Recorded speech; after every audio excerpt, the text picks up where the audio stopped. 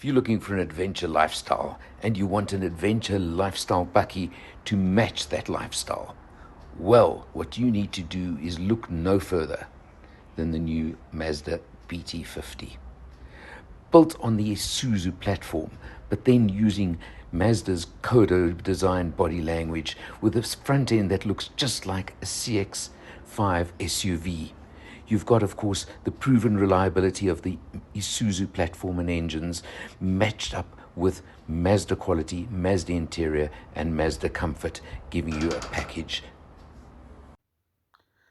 Looking at the BT-50 from the front, you'll notice that Mazda have made a concerted effort to make it look like the CX-5. And that front end, the nose, is very, very similar to a CX-5 if you look at it square on. Mazda have described it as the SUV of DoubleCab Bakkies for that exact reason.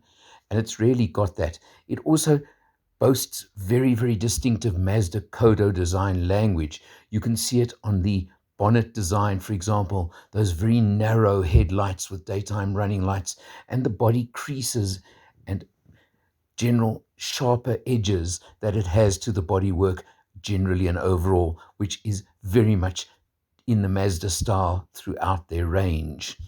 You have a look, you come around to the side of the Bakkie now, you'll notice quite a few features over there, and I'm saying hello to you as well from the cab. 18-inch mag wheels on the individual model as well, big side step to get you up into the cab, and you may notice the ground clearance. 240 mils on the 4x4 model, and that is a lot of ground clearance that we've used quite a lot on this test over here, and you can see it from the fact of where we've gone. Bit of bundu bashing, should I call it, and it certainly did help over there.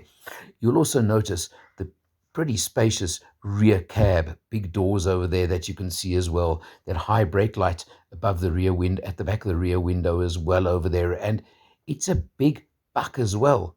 The load area, the buck as they call it, is pretty spacious, pretty big, and it can take a load. We certainly discovered that nice big step at the back over there as well. And one little criticism that I have to mention to you now is, interestingly, that the central locking does not lock the tailgate in this application. And that's something that I actually thought I would like, and I do prefer, because obviously the security factor, although a tonneau cover is never going to give you great security, it is possibly lacking in this application. Driving on a farm road, you can see exactly what I've referred to regarding the BT-50. It's exceptionally smooth, comfortable. It seems to handle off-road, rough roads like an absolute dream. It has unladen in particular. It's a soft ride in the sense that it certainly creates passenger comfort on the dirt road. It tracks beautifully, whether you leave it in two-wheel drive, or we tried it in 4-high as well on the dirt roads. It handles it well. The rear end is as stable as you can want, and it certainly does the job extremely well. And you can feel just the comfort. This is on a road on the farm. We're pretty high up with the camera. You can see that is the drone filming us from pretty high up. But it just is quite amazing at exactly how smooth and comfortable the ride is. And certainly for us in the cabin, it has been smooth, comfortable, and maybe the term plain sailing would come into it. But it just gives you that definite impression of being extremely comfortable. And Mazda have aimed this at the leisure market, squarely so, as a leisure Bakkie, leisure double cab. And I think they've hit the nail on the head with that, because it can take the roads, definitely, and rough and tough roads, but it can handle them smoothly, comfortably, and very easily.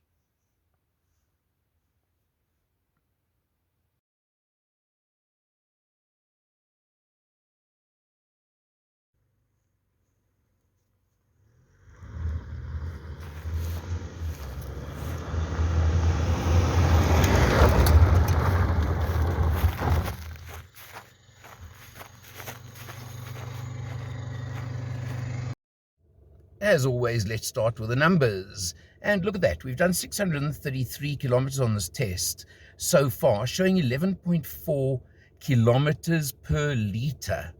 So that's about 8.5, 8.7 liters per 100 if I just work it out in my head, which is pretty good for a vehicle of this size, this weight. And let me tell you, on the highways, cruising at the national speed limit, and then a lot of running around on the farm, not necessarily 4x4ing, but dirt roads, farm roads, and obviously at lower speeds in more difficult circumstances. That's our overall figure.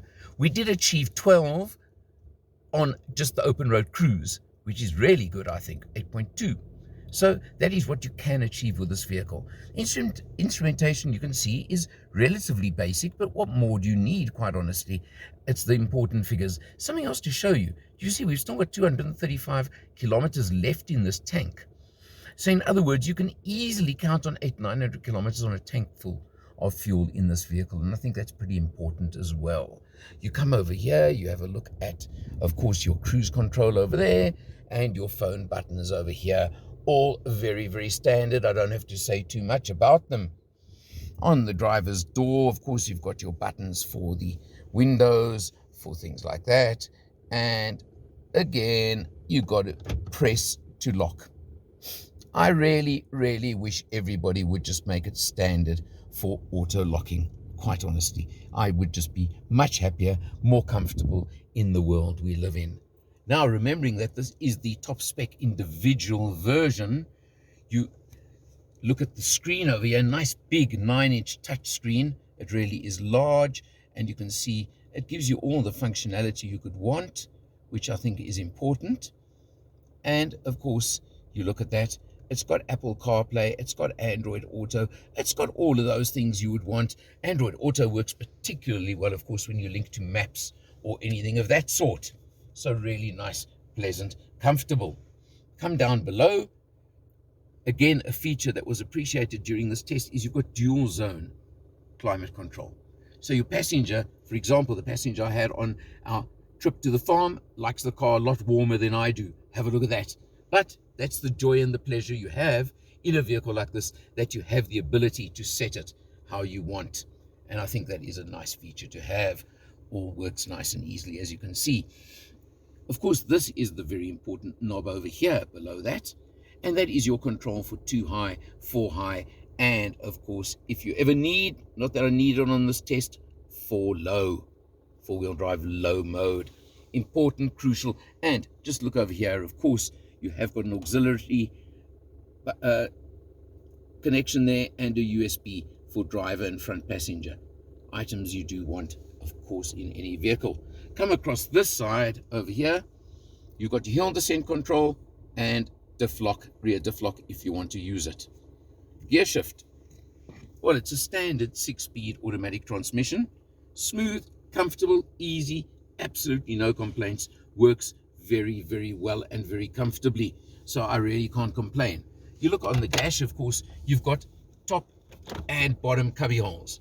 Again, a nice feature. I think that is important to have the two. Individual spec also gives you the soft feel on top of the dash with a leather effect and, of course, the stitching. That's something you get because you're in the individual version. Nice little cubby over here, storage area, which works nicely. You see you've got cup holders, of course, and for our gush water over there. Lots of it whenever I'm driving along on the open road. Another feature is plenty of space in the back seat, lots of room for passengers in the back, and we won't show it on the camera right now, but I can tell you there is a USB port for the rear seat passengers as well. Nice, good feature to have. Those are the kind of features you're always looking for on any vehicle whatsoever. So just keep all of those in mind. I've mentioned along the way that this new BT-50 is based on the Isuzu new D-Max platform using the Isuzu engine, the 3-liter 4-cylinder diesel with 140 kilowatts, 450 Newton meters of torque. But I'm going to say it again. What has come through on this test is the smoothness. Smooth on the dirt roads, smooth on the road. We brought it back from the farm with about 400 kilos on the back. Made no difference whatsoever to the handling, to the drive, or even to the economy. So, the biggest question always is, what's the price? You can get into the base 1.9 six-speed manual with 110 kilowatts for 611,000 Rand. And the range goes up to the automatics and to the top of the range 3-litre 4x4 version with individual spec at 794,900 Rand. It's certainly competitive in the top-end double cab market, no doubt about that. And of course, Mazda give you still unique 3-year unlimited mileage warranty and service plan. You don't get that from anyone else. So if you're the kind of driver that does very high mileages, it does become an interesting factor that you've got to look at. Overall, we know the two big sellers in the double cab market. This one, as far as I'm concerned, is absolutely in the ballpark with them and deserves a place. Mazda have said they want the leisure market and they're only aiming at the leisure market, and they've hit that one squarely. That's for sure, in my opinion. They certainly have fulfilled their mandate and their market desire with this one. You're looking for a pure leisure Bakkie? You need to check this with all the others before you make any final decisions. For Motor Matters, I'm Eleanor. I'll see you next time.